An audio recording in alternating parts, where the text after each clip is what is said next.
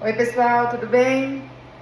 Resolvi fazer esse vídeo para explicar um pouquinho para vocês aqui do bioreator e o que a gente está fazendo aqui no momento, tá bom? A gente está aqui no laboratório didático da Faculdade de Ciências Farmacêuticas de Ribeirão, né? A gente está realizando aqui um experimento com as células tronco mesenquimais, oriundas do cordão umbilical. Essas células crescem em aderentes, né? Crescem aderidas à superfície. E aqui, como a gente está trabalhando com um reator de tanque agitado, então essas células estão aderidas aos microcarregadores e então crescidas em suspensão. O meio que a gente está usando aqui é o Alpha-Man, com 10% de soro AB humano. E vou explicar para vocês aqui o que o equipamento controla, o que a gente está controlando, tá?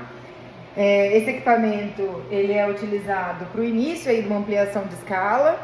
Então a gente trabalha com primeiro, né? As células são cultivadas em garrafas, em monocamada.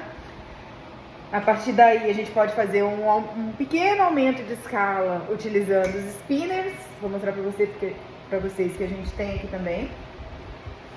Então aqui a gente tem o sisteminha em monocamada, né? Em garrafas T. Aqui a gente está rodando do experimento também spinner, que são um reator, né? Uma etapa anterior aí para um reator aí de tanque agitado, né? O reator STR, que é o reator ali que eu vou mostrar para vocês. E aqui, inclusive, a gente está trabalhando também com uma plataforma, né? Cultura plana de monocamada também, numa garrafa, né? Que tem aí uma área de superfície maior do que a garrafinha pequena que eu mostrei para vocês. Bom, então vamos para o bioreator. Bom, esse equipamento ele tem capacidade de controlar algumas variáveis, isso que é interessante, porque quando a gente sai aqui da estufa, na estufa a gente controla apenas temperatura e um ambiente controlado aí com 5% de CO2. Mas a gente não consegue controlar pH, concentração de oxigênio dissolvido que tem na cultura, então aqui fica um pouco mais limitado. Já no bioreator, a gente consegue controlar. A gente consegue controlar a temperatura, né? Tanto quanto na estufa. A gente controla o pH, a gente controla a concentração de oxigênio dissolvido e outras variáveis. Por exemplo, aqui a gente está controlando a frequência de agitação, né? Mas no spinner ali também a gente controla. Então, a velocidade com que a pá ou o impelidor, né, está girando. A gente controla a vazão de gases, porque eu quero controlar esse experimento em específico. A gente está fazendo ele em hipóxia, então a gente criou aqui um ambiente com apenas 5% de oxigênio. Então, para controlar a concentração do oxigênio dissolvido aqui dentro, é necessário que entre aqui, que vai entrar por aqui, por esse filtro, que entre uma mistura de gases, né, com ar, oxigênio e nitrogênio, se for o caso. Cria-se aqui, ele consegue controlar uma composição ideal para manter a concentração de oxigênio dissolvido no ponto que eu preciso, no ponto que eu quero, né, no nosso set point. O pH aqui a gente está controlando no momento com ácido e base, vou mostrar para vocês. Vou mostrar tudo aqui, tentar entender tudo. Então, vamos lá, desde o início, né? Aqui, então, a gente tem o bioreator, né? E vou explicar para vocês cada uma dessas conexões. Então, tá aqui o sistema agitado, as minhas células, então, de novo, que crescem aderidas. Então, para elas crescerem aderidas, a gente coloca pequenas esferas, não sei se dá para ver, provavelmente não, mas as células estão crescendo em cima dessas esferas e as esferas estão em suspensão. Esse daqui é o motor do nosso bioreator. Esse motor aqui que vai controlar a frequência de agitação, né, a rotação aqui do impelidor.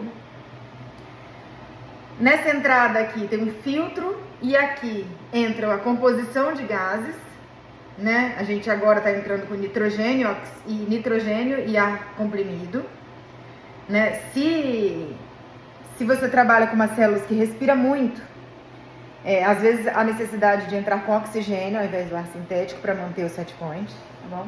Mas aqui no momento então a gente está entrando com ar comprimido e nitrogênio. Então passa por um filtro 0,22 para entrar estéreo. Tudo aqui é estéreo, né? Tudo ele foi para autoclave antes e ele é todo um sistema fechado. Aqui, esse fiozinho vermelho, vou mostrar para vocês.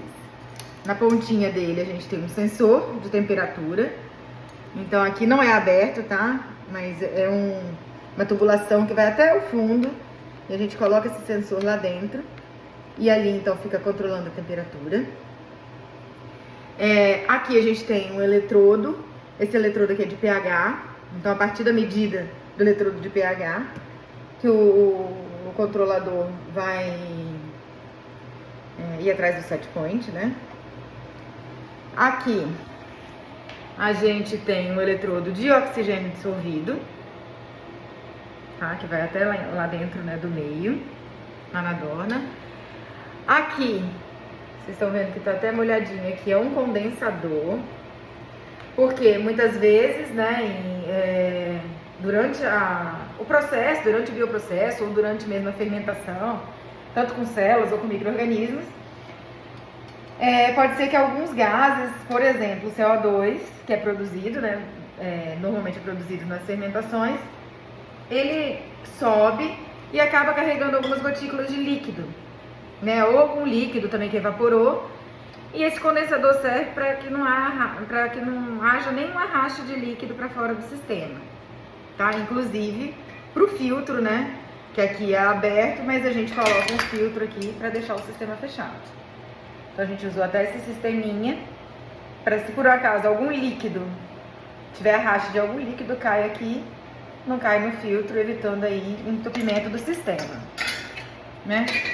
Então temos o condensador, passa água gelada aqui por fora, que vem desse banho refrigerado que tá aqui embaixo. Então é isso. Então aqui nós temos o condensador, um eletrodo de oxigênio dissolvido, o eletrodo de pH, o motor para controlar a frequência de agitação, uma saída aqui, ou uma entrada, né, com o filtro da composição dos gases. Nesse caso aqui a gente está fazendo a aeração headspace, que a gente chama só na cabeça do reator. Então não tá tendo, a gente não tá usando aqui o aspersor, né, porque dependendo do processo, a gente coloca um aspersor aqui dentro e sai bolhas aqui. Como a gente está trabalhando com células humanas, sensíveis à tensão de cisalhamento, e que respira, tem uma taxa de respiração baixa em relação aos micro-organismos, só de colocar aqui a composição de gases no headspace já é suficiente. Está sendo suficiente. Então é isso. Aqui nós temos um amostrador, a tubulação aqui vai até o meio mais ou menos aqui da dorna, então a gente consegue tirar uma amostra representativa, porque teoricamente qualquer ponto aqui está homogêneo, tá? E a gente observa isso também. Não dá para ver muito o impelidor, o tipo que é, mas a gente está usando um impelidor especial para células que tem maior sensibilidade à tensão de cisalhamento. E as outras entradas aqui, ó, uma aqui, entrada de ácido e base para controlar o pH. Então tem dois frasquinhos, um com base e outro com ácido. São levados para dentro do bioreator por essas duas bombinhas peristálticas. Essas bombinhas também não têm contato com líquido, mantendo a esterilidade de todo o sistema. Nós temos aqui uma saída para que a gente vai realizar uma troca de meio durante o processo, então a gente precisa deixar a saída, porque não pode abrir nada, né, porque tem que estar tudo estéreo. E a gente tem mais frascos aqui de entrada de meio, inóculo do reator. Então, mas cada processo, a configuração do bioreator é montado de forma diferente. Vai depender aí se seu processo vai ser em modo batelada, se vai ser em batelada alimentada, em contínuo, enfim. Vai depender do tipo de processo, do tipo de micro-organismo. Aqui a gente tem um programa, então, que a gente consegue monitorar e ver o que aconteceu ao longo do ensaio, né? Se houve alguma mudança em algum parâmetro. E a gente consegue ver até de casa, para ajudar aí no controle de tudo isso. Espero que tenha ficado... espero que vocês tenham entendido um pouco do que está acontecendo aqui, mas de qualquer forma, a gente está sempre à disposição para ajudar. Então é isso. Obrigada. Um abraço.